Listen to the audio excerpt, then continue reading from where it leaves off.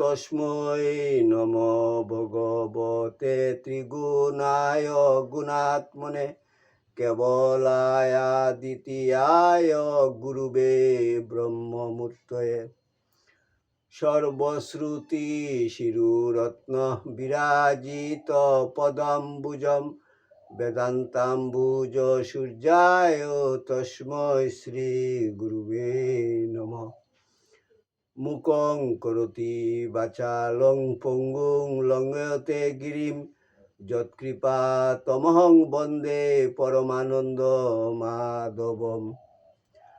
জয় গুরু, জয় গুরু, জয় গুরু।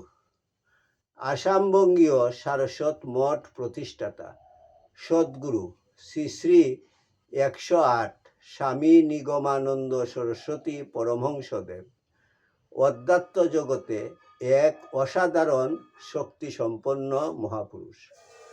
তিনি তাহার স্থূল দেহে অবস্থানকালে ত্যাগী ও গৃহী শিষ্যভক্তগণের নিকট অমূল্য উপদেশপূর্ণ বহু চিঠিপত্র লিখিয়া গিয়াছেন।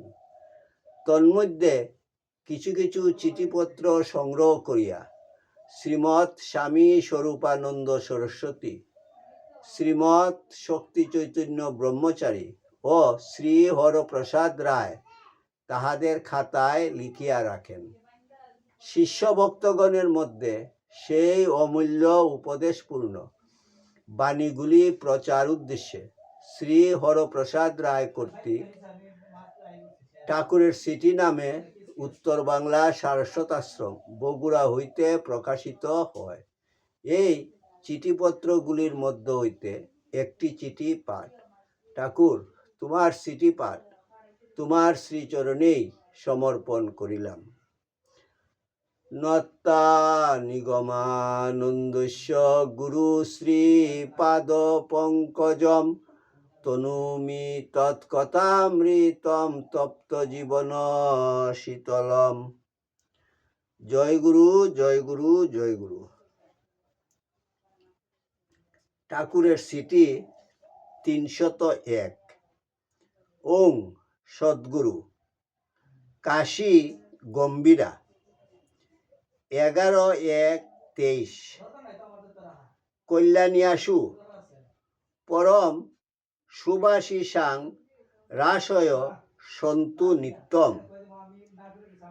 তোমার পত্র পাইয়া আনন্দিত হইলাম।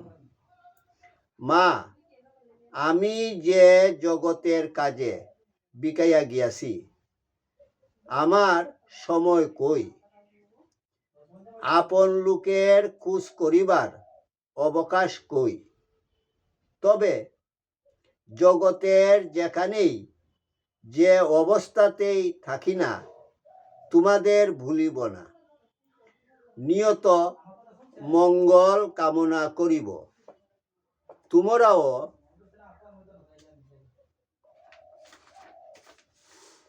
সর্বান্তকরণে মায়েতে নির্ভর করো। সকল অবস্থায় তাহার নাম লইতে অভ্যাস করো। ভিতরে তাহাকে দেখিবার জন্য যত্ন করো। ব্যাকুল হও, নতুবা আমার সহিত বাহিরে দেখা করা সকল সময় সুবিধা হইবে না। আমার সে অবসর কই?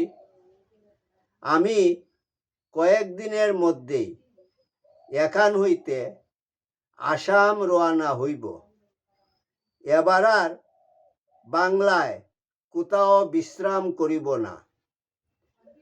আসাম হইতে ফিরিবার কালে উত্তর ও পূর্ববঙ্গে কিছুদিন অবস্থিতি করিব।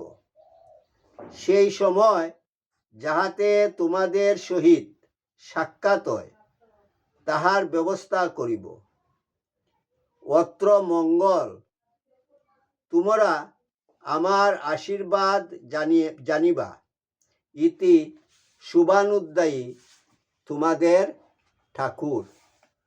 ওং যদস্করং পরিভ্রষ্টং মাত্রাহীনং চ যদ্ভবেৎ তৎসর্বং ক্ষমতাং দেব প্রসিদ পরমেশ্বর।